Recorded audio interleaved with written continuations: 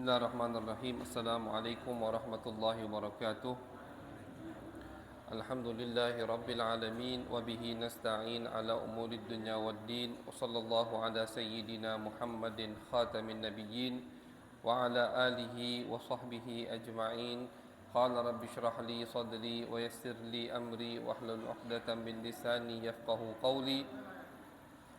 وسدد لساني واهد قلبي بجاه النبي والآل والصحب قالوا سبحانك لا علم لنا إلا ما علمتنا إنك أنت العليم الحكيم اللهم صل على سيدنا محمد الفاتح لما أغلق والخاتم لما سبق ناصر الحق بالحق والهادي إلى صراطك المستقيم وعلى آله حق قدره ومقداره العظيم أما بعد الحمد لله معاشر الحاضرين والحاضرات yang dimuliakan oleh Allah Subhanahu wa taala. Puji syukur kehadiran Allah Subhanahu wa taala atas nikmatnya, nikmat sehat serta afiat, taufik dan hidayatnya hingga kembali kita bisa melanjutkan daripada kajian kita di malam Sabtu. Materinya adalah ilmu fikih yang dipandu oleh kitab karangan Syekh Muhammad Hasbullah yang disyarahi oleh Al-Imam Nawawi Al-Bantani rahimahumullahu ta'ala wa nafa'ana bihima wa bi'ulumi sa'idus salihin fid daraini amin ya rabbal alamin. Qala rahimahullahu ta'ala babun najasati wa izalatuha ila an qal wan najasatu thalathatu aqsam mukhaffafatun wa mughalladhatun wa mutawassitatun. Sekarang kita masih di dalam bab yang menerangkan tentang najis. Kemudian kata beliau, najis itu ada 3 bagiannya. Yang pertama najis mukhaffafah. Apa mukhaffafah? Najisnya ringan. Yang kedua mughalladhatun, najisnya berat. Yang pertama ringan, yang kedua berat, yang ketiga mutawassitatun, najisnya antara berat dan ringan, sedang. Jadi kata beliau najis ada 3. Ada 3 bagian dan cara mensucikannya juga berbeda. Najis yang ringan, najis yang berat dan najis yang sedang. Tidak ringan juga tidak berat.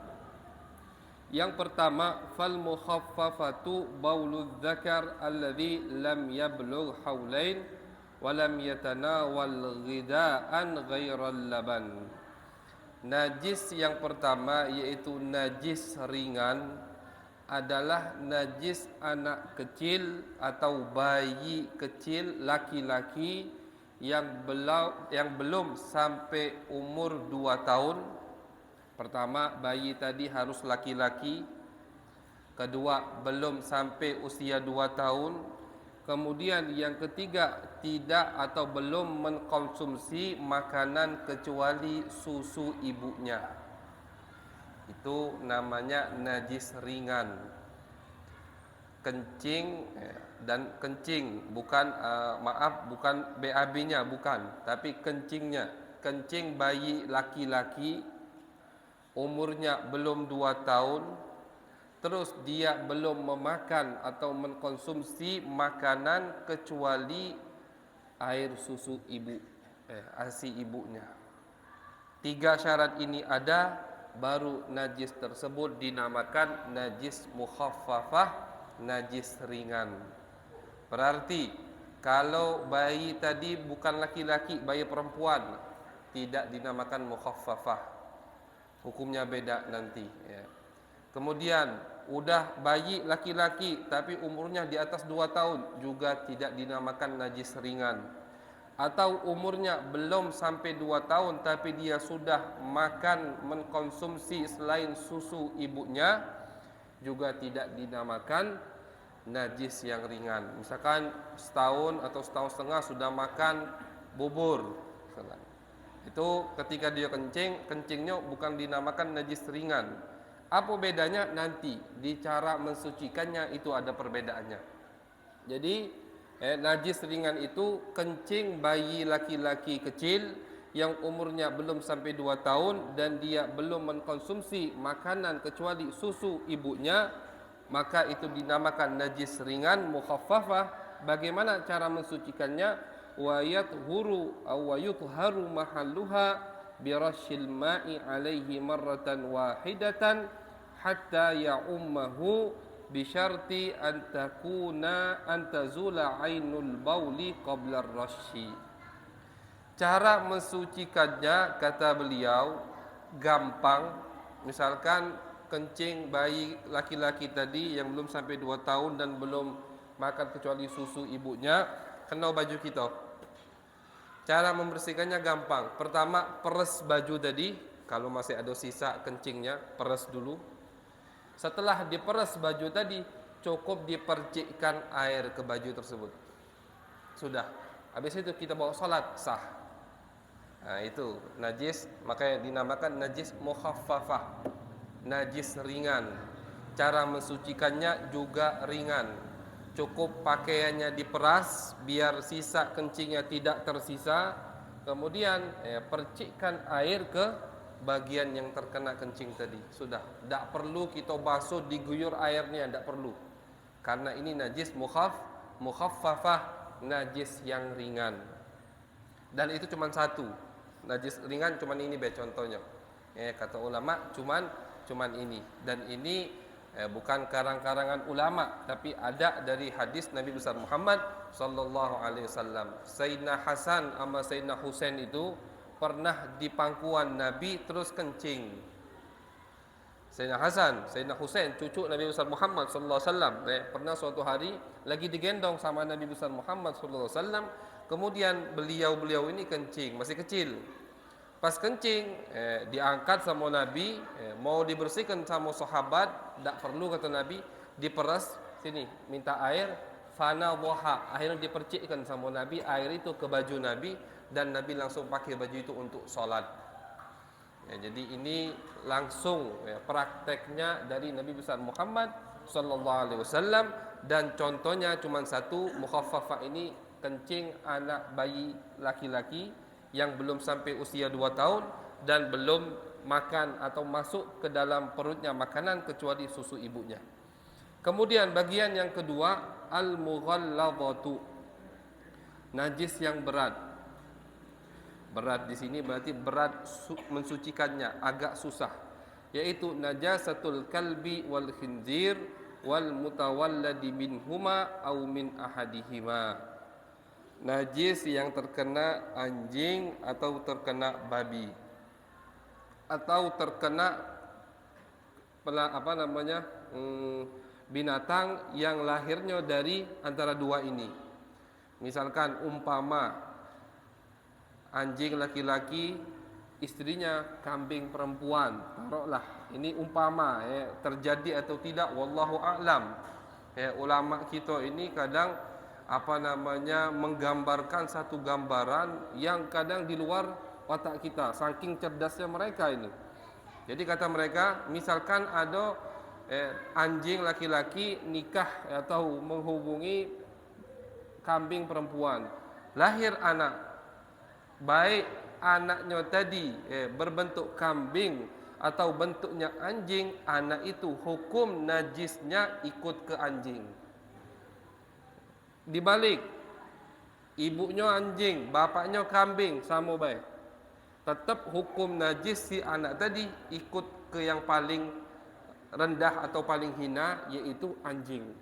Jadi dan hukumnya najis. Kalau kena kita najis, kita tak tahu Ustaz, dia ini ibunya anjing, ibu tak tahu, ya sudah kalau tak tahu. Ini kalau kita tahu, baik kata ulama. Jadi najis yang kedua yaitu najis yang berat, yaitu najis anjing atau najis babi atau kelahiran dari anjing dan babi. Cara mensucikannya kata ulama harus dibasuh yughsalu sab'a marrat ihdahunna makhlutatun biturabit tahur.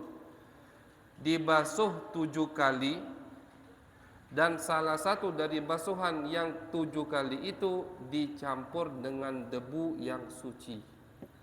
Misalkan tangan kita terkena nyenggol anjing atau nyenggol babi, kaki juga begitu misalkan. Tak cukup kita hanya mensiram sekali sudah. Walaupun tak katik bekas, tak cukup. Ya, karena ini perintah dari Nabi besar Muhammad sallallahu alaihi wasallam. Perintah dari Nabi itu tak boleh kita pakai akal-akalan. Sudah bersih ustaz, sekali basuh sudah bersih atau dua kali basuh sudah bersih, cukup dong. Tak. Selagi kata Nabi harus dibasuh 7 kali, ya kita harus iman sama perkataan Nabi, harus ikuti apa yang beliau katakan. Baik hikmahnya tampak atau hikmahnya tidak tampak, tetap harus kita ikuti. Karena di dalam syariat ini tidak semua hikmahnya tampak.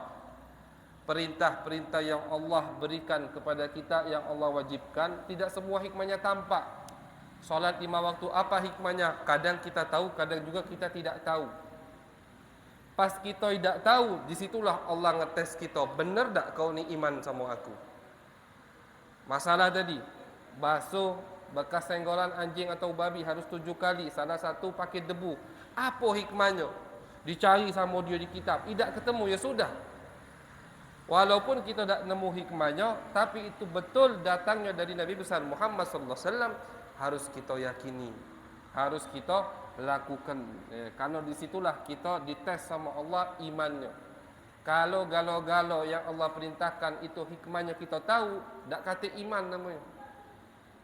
Misalkan 7 kali basuhan karena cak ini kata Allah. Kau wajib solat karena cak ini. Sebelum solat harus wuduk karena alasannya ini. Akhirnya di mana fungsi iman kita kepada Allah Subhanahu wa taala?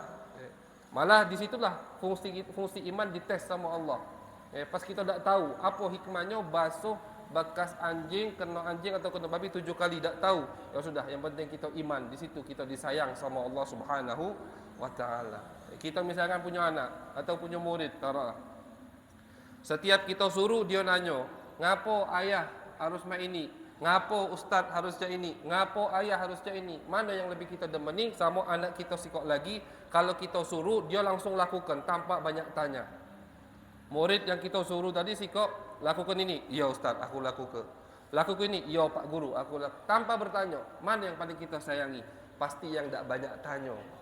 Kenapa? Dia nurutnya sama kita. Tak perlu dia tahu sebabnya, dia lakukan. Karena dia nyingok siapa yang nyuruh, siapa yang merintah, yaitu adalah gurunya atau orang tuanya. Begitu juga ketika kita diperintahkan sama Allah Subhanahu wa taala kewajipan-kewajipan yang kita tidak ketahui hikmah atau penyebabnya. Jadi di sini kita harus tidak usah pakai logika-logika, kita pakai perintah Nabi besar Muhammad sallallahu alaihi wasallam. Kata Nabi besar Muhammad sallallahu alaihi wasallam, kalau kalian tersenggol babi atau anjing atau ada tempat, misalkan meja atau gelas atau apa sendal disenggol sama anjing dan babi, dibasuh 7 kali, salah satunya harus dicampur dengan debu. Bebas mau dicampur di basuhan yang ke pertama, yang kedua, yang ketiga atau yang ketujuh. Cuman kata ulama ya paling bagusnya sebelum basuhan terakhir. Biar apa ya? Biar misalkan basuhan ke-6 pakai debu, kan bekas debu tuh ada di sendal. Yang ketujuh pakai air murni jadi bersih sekalian suci. Itu cara yang diajarkan sama ulama. Dan tidak cukup ketika kita basuh atau tempat yang terkena najis kecuali ainun najasanya sudah hilang. Misalkan tadi baju kena kencing bayi, belum kita peras langsung kita percikkan, tak cukup. Hilangkan dulu ainun najasah. Sandal terkena senggolan anjing atau babi, ada bekas bulu-bulunya nempel, langsung kita basuh. Tidak dihitung basuhan itu basuhan pertama sampai ainun najasah, najis yang terlihat hilang. Kalau najis yang terlihat sudah hilang, baru basuhan yang seterusnya dihitung basuhan pertama. Jelas tak? Misalkan di sini terkena kotoran, baik itu kotoran anjing atau kotoran biasa, najis pokoknya, kita basuh langsung basuhan ini tidak dihitung. Kenapa tidak dihitung? Karena kotorannya masih ada di sini. Jadi cara kita bersihkan najis itu pertama kali hilangkan dulu kotorannya. Ya kalau kita nak hilangkannya sama banyu ya silahkan. Cuman habis itu wajib dibasuh lagi. Tapi misalkan kita hilangkan pakai kayu kita gesek-gesek pakai kayu atau pakai daun, ya pakai tisu misalkan, sampai tak katik lagi bekas atau kotorannya di sini. Udah, baru disiram sekali, cukup. Atau tadi, ya, kotoran atau bekas senggolan anjing, nempel bulunya atau kotoran anjing babi, kita basuh sekali, 2 kali. Yang kedua itu baru dihitung sekali. Karena basuhan yang pertama masih ada bekas najisnya. Jadi 7 basuhan itu tidak dihitung yang pertamanya sampai bekas najisnya hilang.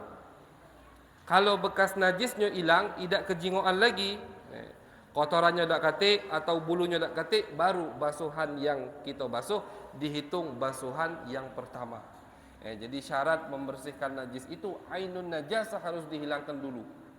Kotorannya, najisnya harus dihilangkan dulu, baru kita siram. Kalau sekalian tak cukup, berarti harus 2 kali basuhan.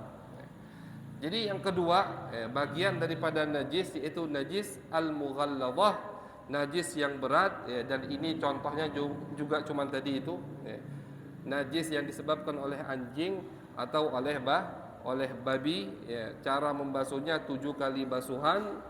Dan salah satu basuhan yang ketujuh itu harus dicampur dengan debu yang suci, baru tempat tadi atau bagian tubuh yang terkena najis tadi dihukumi suci. Kemudian yang terakhir, wal mutawassitatu, yang terakhir adalah najis yang hukumnya sedang atau bukan mukhaffafah juga bukan mughalladhah, dia tidak terlalu ringan juga tidak terlalu berat, yaitu baqiyatun najasat, semua najis selain 2 yang tadi. Selain najis kencing bayi laki-laki yang belum umur 2 tahun dan belum makan kecuali susu ibunya, atau selain najis dari bekas anjing dan babi, semua itu najis mutawassitah, najis yang sedang hukumnya. Cara mensucikannya cuma disiram sama air cukup, disiram sama banyu, tak boleh hanya dipercikkan, karena yang dipercikkan tadi cuma yang mukhaffafah, yang najis pertama yang ringan. Juga tidak perlu dibasuh 7 kali, dan salah satunya dicampur dengan debu karena dia bukan mughalladhah, bukan najis yang berat, cukup disiram. Tapi tadi syaratnya ketika disiram ainun najasah itu sudah hilang, bekas najis atau zat najisnya itu, kotorannya itu, bangkainya itu sudah kita bersihkan dulu, baru cukup kita basuh sekali basuhan. Sekali basuhan, kata Al-Imam Nawawi, sekiranya hilang rasanya, hilang warnanya, juga hilang baunya, maka tempat tadi sudah dihukumi suci. Fa in kana laha syai'un min hadhil awsaf fala yathuru mahalluha hatta yazula dzalikal wasfu. Kalau antara 3 hal tadi, bau, warna, juga rasa tidak hilang, maka najis tersebut belum dihukumi suci tempat tadi. Jadi harus apa? Harus memang bersih nian, kata Imam An-Nawawi. Kecuali kata Imam Nawawi rasa. Misalkan di baju kita terkena kotoran binatang, harus kita hilangkan dulu kotorannya. Sudah kita hilangkan, baru kita siram. Kata Imam Nawawi, ketika kau siram, warnanya harus hilang. Artinya kita bersih ke, warnanya harus hilang. Terus baunya harus hilang. Kalau habis disiram masih bau, belum cukup, harus kita bersihkan lagi. Terus apa? Rasanya harus hilang. Ya, ini rasa tak ada harus kita cicipi, tak. Modal nak kita cicipi, kotoran dah. Cuman ini perumpamaan ulama, harus bersih nian, itu nak.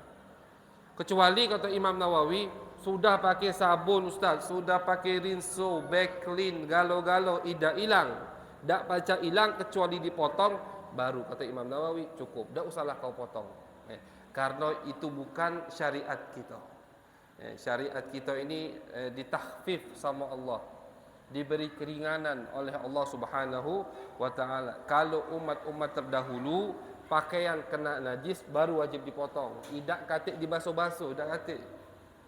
Umat-umat terdahulu, Bani Israel, umat Nabi Musa, Nabi Isa, semua itu kalau pakaiannya kena najis, tak katik hilang ke ainun najasanya, basuh pakai tidak katik.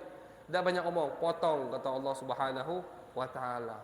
Jadi baju bagus-bagus tu, mahal-mahal baru beli, jas misalkan Pak, kena najis sudah, masalah mah hilang, potong.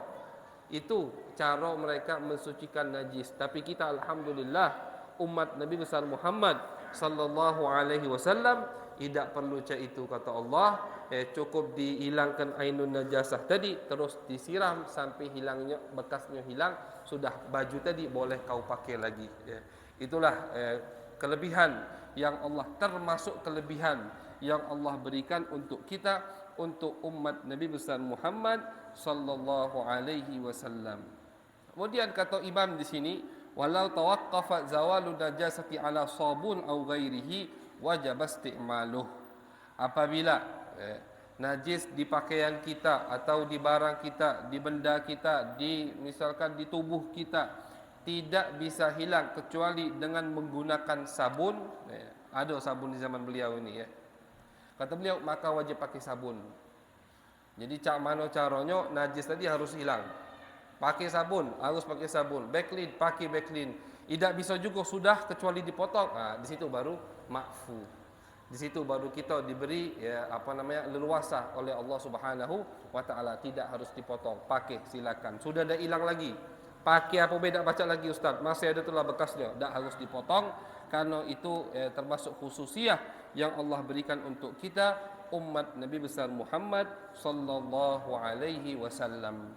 Kemudian al-Imam pengarang kitab di sini yaitu Syekh Nawawi dan Syekh Hasbullah mengatakan wa yu'fa 'anil najasati allati la yaraha al-basarul mu'tadil. Sekarang membahas najis-najis yang dimakfukan atau yang tidak dianggap itu najis, diberi hukum keringanan dari Allah Subhanahu wa taala. Yang pertama adalah najis yang tidak bisa terlihat oleh mata yang standar, yang mata yang sehat.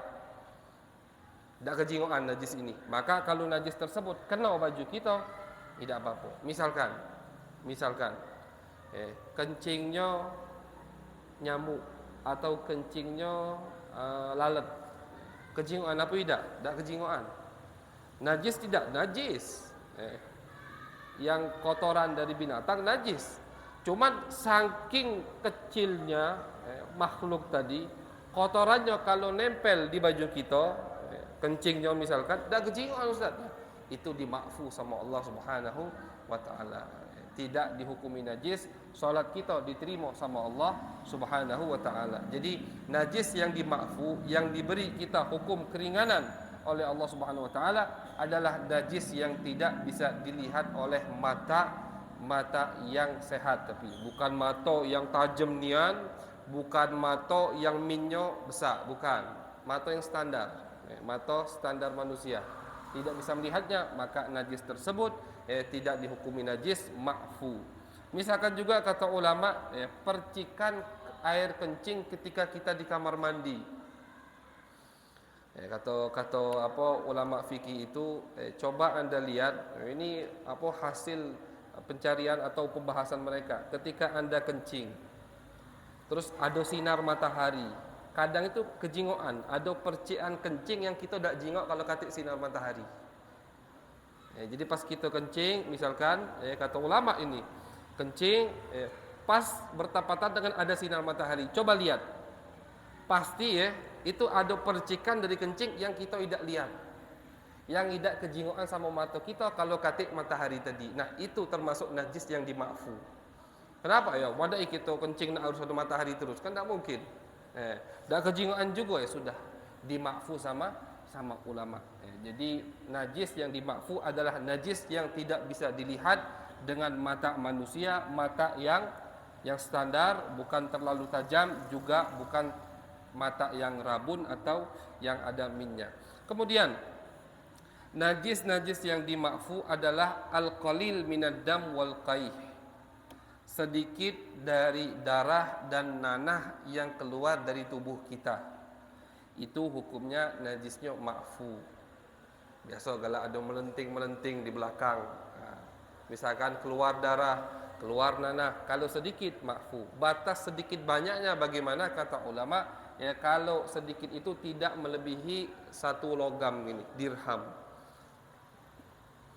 Mencar-mencar Ustaz, dia jingok mencar-mencar itu. Kalau mencar-mencar darahnya tadi dikumpulkan lebih dari 1 logam, berarti itu bukan qalil, bukan sedikit, darahnya banyak.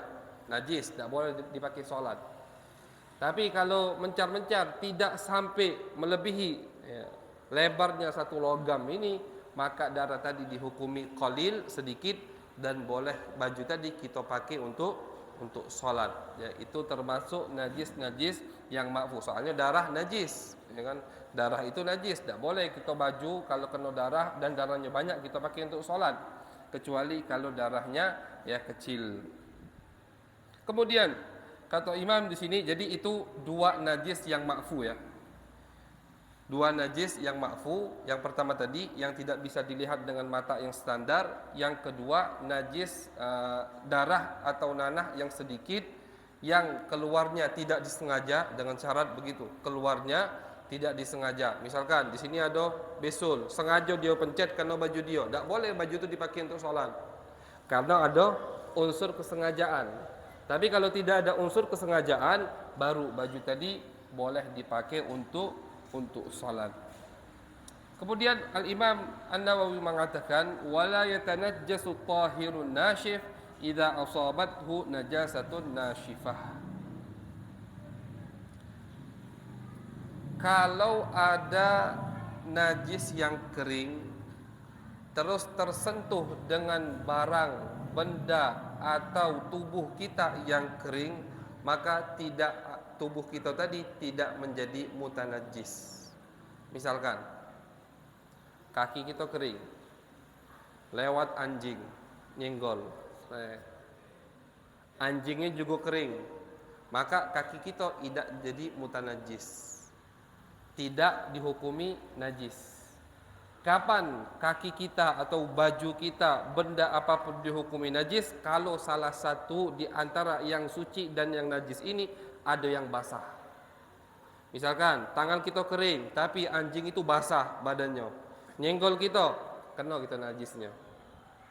Atau badan kita basah, anjing itu kering, nyenggol kita, kena kita najisnya. Karena salah satunya ada yang basah. Tapi kalau yang suci ini kering, yang najis juga kering, senggolan, itu tidak menjadi mutanajis yang suci, tidak dihukumi najis.